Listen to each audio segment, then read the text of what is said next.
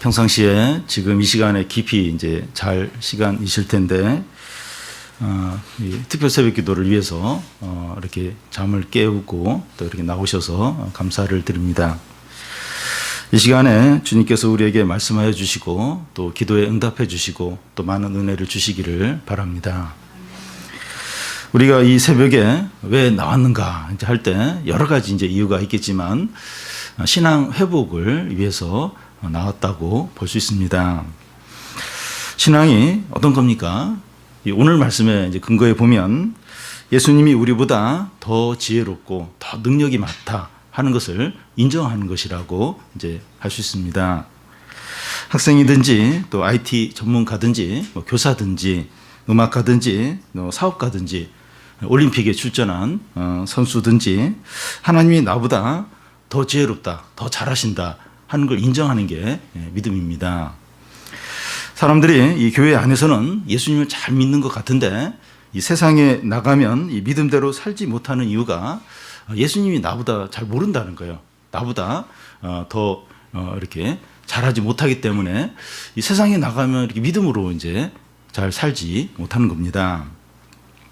오늘 말씀에서 예수님은 이제 베드로가 가장 자신 있어하는 이 고기 잡는 부분에 있어서 예수님이 더 고수다, 더 뛰어나다 하는 것을 보여주십니다.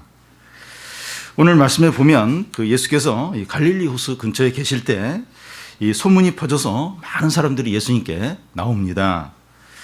예수님은 이 사람들을 갈릴리 호수에 앉게 하시고 예수님은 이렇게 육지에서 조금 떨어진 그 배 위에 앉으셔서 사람들에게 말씀을 가르치십니다.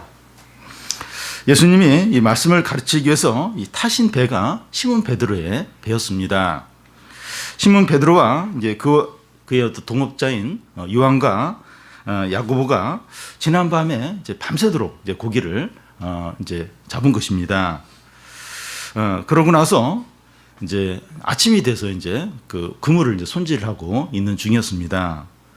그때는 아직 베드로와 요한과 야고보가 그 예수님의 정식 제자로 이렇게 따라다니는 그런 때는 아직 아니었습니다. 얼마 후에 예수님이 이제 사람들에게 이제 설교하는 걸 다 마치시자 시몬 베드로에게 무슨 말을 하십니까? 4절을 보면 말씀을 마치시고 시몬에게 이르시되 깊은 데로 가서 그물을 내려 고기를 잡으라. 시몬 베드로와 동업자인 요한과 야고보는 밤새도록 물고기를 이제 잡으려고 했지만 한 마리도 잡지 못했습니다. 이제 다음 이제 물고기를 잡기 위해서 이제 그물을 이제 손질하고 그것도 이제 막 마친 그런 상태였습니다. 그때 시몬 베드로의 마음은 답답했어요. 속상하고 허탈했습니다. 그러니까 밤새도록 수시간을 이 고기를 잡으려고 했는데 한 마리도 못 잡았을 때 그 심정이 이제 너무나도 답답하고 허탈하고 힘들었을 겁니다.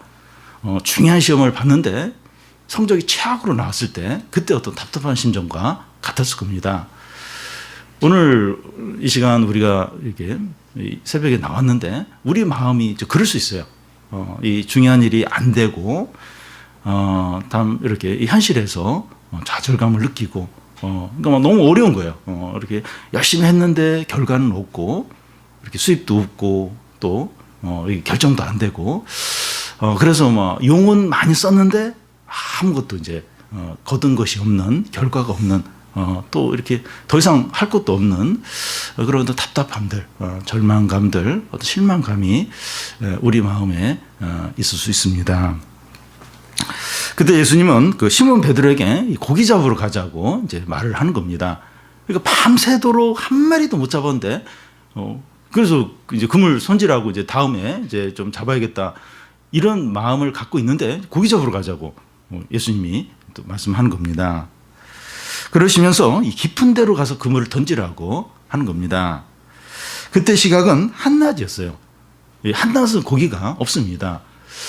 옛날에 이렇게 어렸을 때 물고기 잡아보신 분은 알겠지만 한낮에는 없어요. 햇빛이 쨍쨍 내리쬐는 이때는 고기가 없습니다. 고기는 이렇게 밤이나 저녁이나 밤에 이렇게 그때 이제 이 물고기들이 수면 위로 올라오기 때문에 저녁이나 밤에 이제 물고기를 잡는 것이 이제 상식입니다.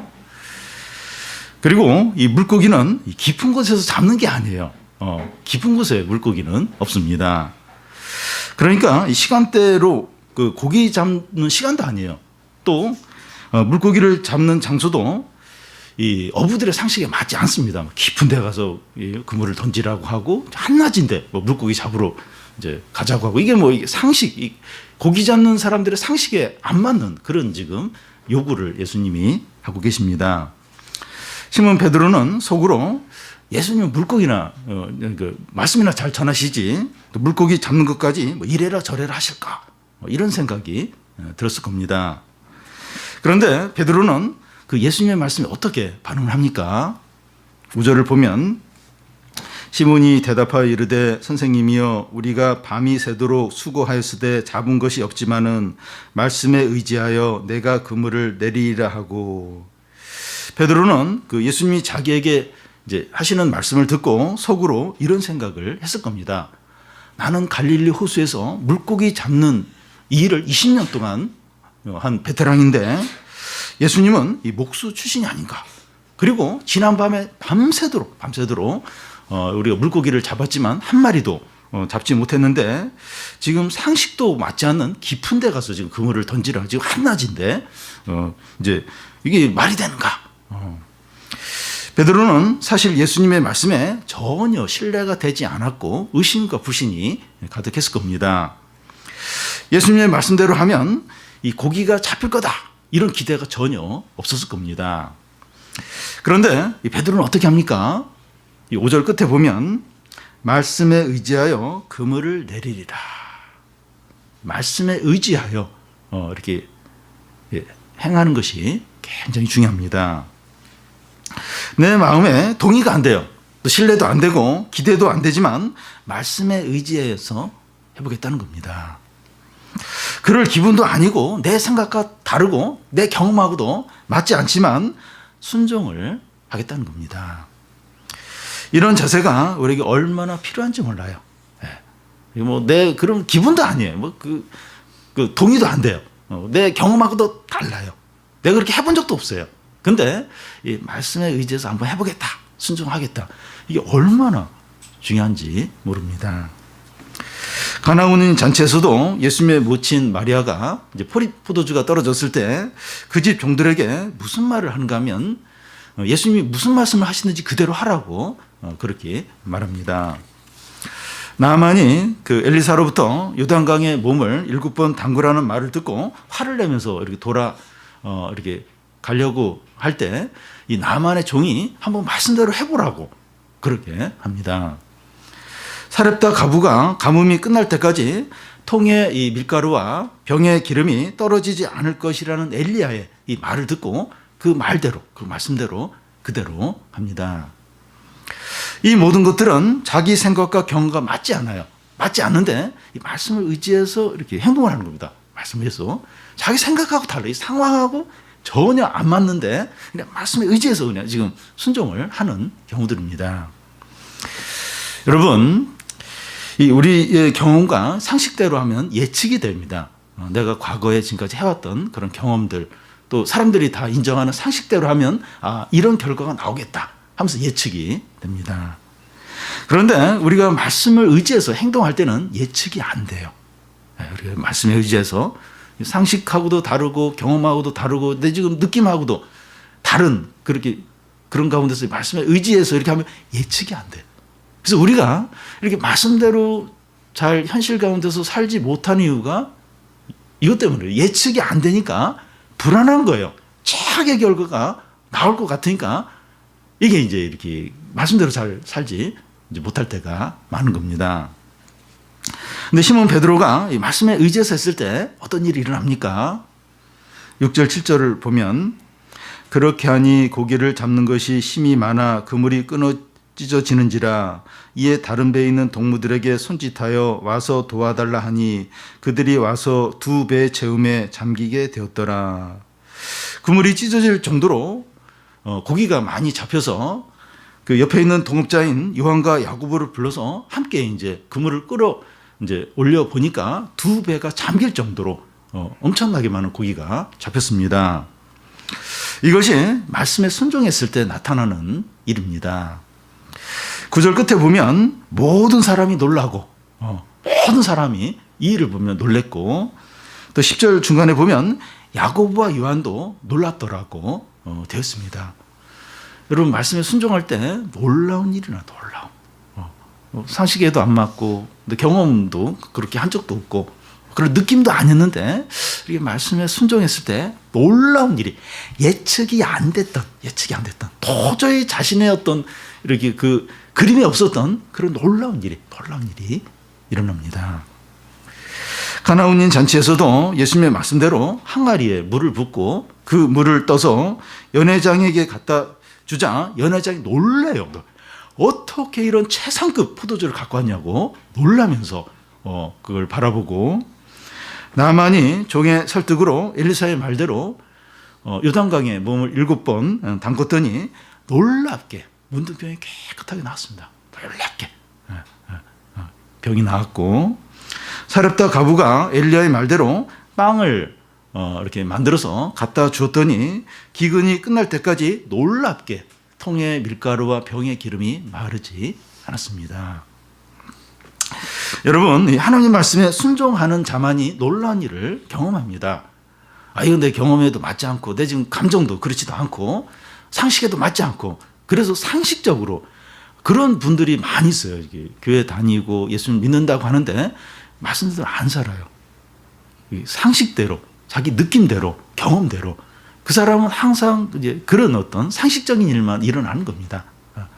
근데 그렇게 하지 않고 이렇게 말씀에 의지해서 이렇게 할 때 놀라운 전혀 그동안 경험하지 못했던 그런 놀라운 일들을 보게 됩니다. 하나님의 말씀이 마음으로 100% 동의가 되지 않고 확신이 생기지 않아도 순종을 하는 것이 중요합니다. 여러분, 신앙생활에서 감정이 좀 중요해요. 예배를 드리고 찬양을 하고 또 성도들과 교제를 할 때 기쁨이 있어야 됩니다. 그러니까 이건 해야 돼, 이건 중요해. 그래서 그냥 아무 감정도 없이 그냥 이렇게 형식적으로, 물론 이제 어떤 때는 그런 의지적인 게 필요하긴 한데, 그래도 이렇게 찬양을 하고 또 교제를 하고 이럴 때 기쁨이 있어야 돼요. 신앙생활에서 이 기쁨의 이 감정적인 요소가 중요합니다. 그런데 신앙생활을 하면서 이 감정과 기분에만 충실하는 것은 옳지 않습니다.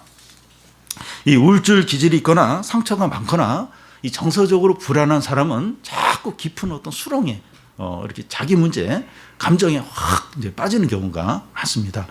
감정적으로 업이 될 때는 막 이런 거 좋아서 하지만 또 감정이 다운이 되면 또 너무 큰 수렁에 이제 빠지는 거예요. 감정에 너무 민감하면 그렇게 되기가 쉽습니다. 우리는 신앙생활을 하면서 의지를 사용할 필요가 있습니다. 아침에 더 자고 싶지만 의지를 가지고 일어나는 것과 같습니다. 오늘 이렇게 첫날 이렇게 오셨는데 오늘 자고 내일부터 갈까 이제 그런 생각이 있는 분이 있었을 겁니다. 근데 의지를 가지고 일어나니까, 그래서 옷 입고 나오니까 그런 생각이 안 들어요. 이불 속에 있을 때는 막 그런 갈등이 있었을지 모르지만 의지를 가지고 일어나서 옷 입고 나와 보니까 더 자야겠다 그런 생각이 안 드는 겁니다.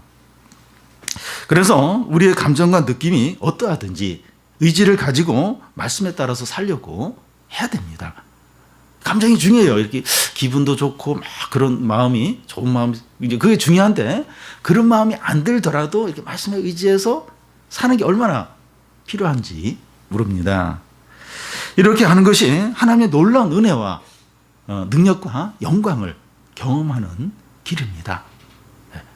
이렇게 의지를 가지고 이렇게 막 그렇게 할 때 그때 이제 하나님의 능력을 보게 됩니다. 말씀에 순종하는데 강하고 담대하시기를 바랍니다. 왜 이렇게 약해지는지 몰라요. 이렇게 말씀에 순종하려고 할 때 막 걱정도 많이 생기고 여러 생각도 막 복잡해지고, 근데 강하고 담대하게 말씀에 순종할 때 의지를 가지고 그게 얼마나 우리에게 필요한지 모릅니다. 베드로는 이 물고기가 엄청나게 많이 잡힌 것을 보고 어떻게 합니까?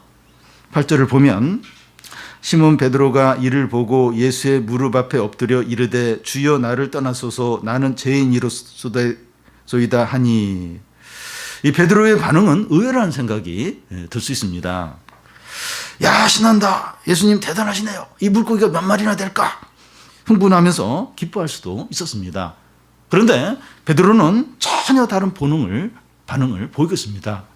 주여 나를 떠나소서 나는 죄인이로소이다. 왜 이렇게 합니까?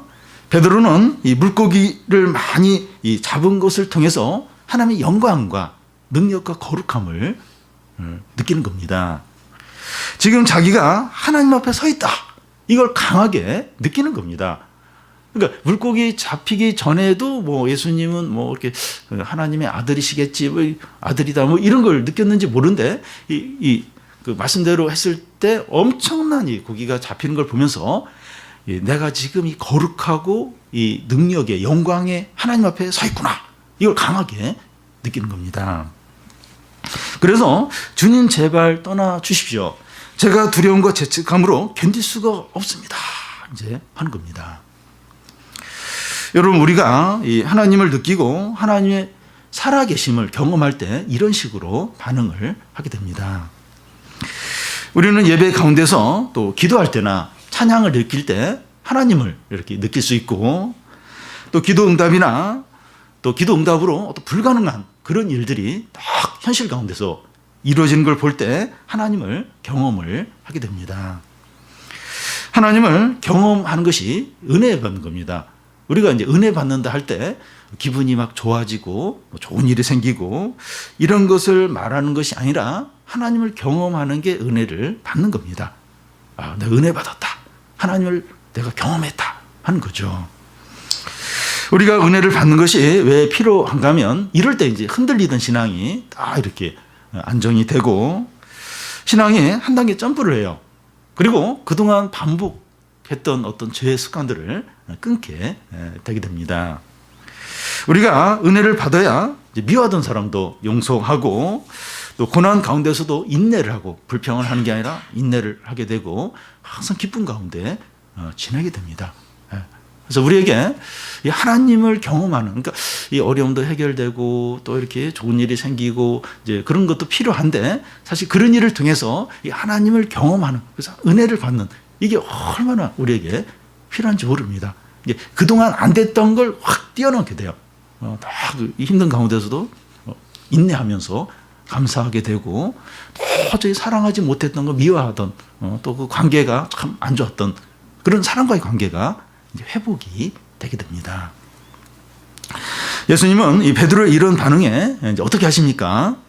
10절 중간에 보면 예수께서 시몬에게 이르시되 무수하지 말라 이제 후로는 내가 사람을 취하리라 하시니, 무수하지 말라고 하십니다. 내가 이렇게 반응하는 건 좋은 거라는 거예요. 아주 귀한 거라는 겁니다. 우리가 하나님을 느끼면서 그 앞에 확 엎드리고 또 우리의 고백을 하고 아주 귀한 거라는 겁니다.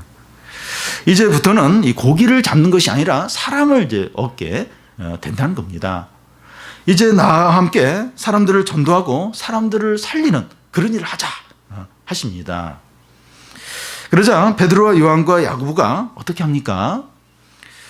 우리 11절 우리 같이 한번 읽겠습니다.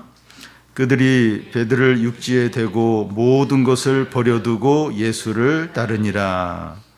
베드로와 요한과 야고보는 엄청난 이 물고기가 잡히는 것을 보면서 이 물고기를 팔면 얼마나 이제 돈을 벌 수 있을까? 이제 본격적으로 고기 잡는 일을 해야겠다. 이런 생각을 하지 않았습니다. 그들은 물고기에 관심을 갖는 것이 아니라 예수님께 관심을 갖고 있습니다. 좋은 결과, 원한 대로 이제 되고 놀라운 일이 일어났을 때, 얼마나 얼마나 대단한가. 거기에만 관심을 갖는 게 아니라 그걸 해주신 예수님께 모든 관심을 갖고 있습니다.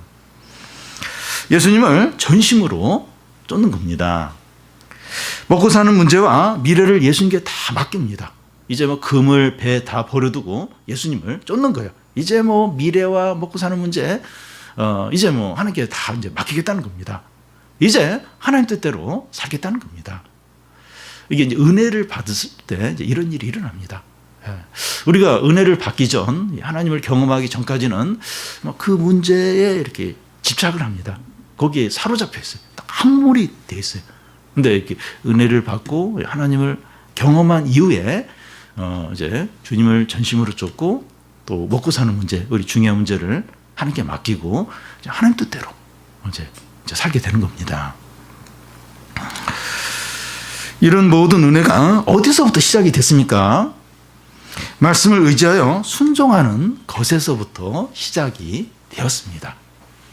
이 은혜가 어디서부터 시작이 됐는가? 이 감정과 상식과 경험과 맞지 않아요. 근데 이게 말씀에 의지해서 순종하는 여기서 은혜가 시작이 되었습니다. 이제 우리는 이 말씀을 의지해서 모든 일을 하시기 바랍니다. 오늘 하루 또 이 한 주를 살아가야 되는데 답답한 내가 아무리 용을 써도 안 되고 어려운 그런 현실이 눈앞에 있습니다. 그때 이렇게 말씀을 의지해서 모든 일을 하시기를 바랍니다. 그럴 때 놀라운 일을 경험하게 돼요. 예측이 안 되는, 하나님이 하시는 예측이 안 돼요. 그렇지? 하나님이 하시는 놀라운 일을 이제 보게 됩니다. 하나님을 경험하는 은혜를 받게 됩니다. 우리가 과거에 참 이렇게 믿음으로 해서 이렇게 하나님을 경험한 그런 일들이 있어요. 근데 우리가 많이 잊어버렸습니다. 오늘 다시 이 한 주의 삶 가운데서 다시 하나님을 의지해서, 말씀을 의지해서 사는 겁니다. 그래서 하나님을 경험하고 놀라운 일을 보는 겁니다. 우리 모두가 은혜를 받아서 놀라운 일을 경험하고 죄의 유혹을 이기고 원수를 사랑하고 하나님의 뜻을 이루는 성도들이 다 되시기를 바랍니다.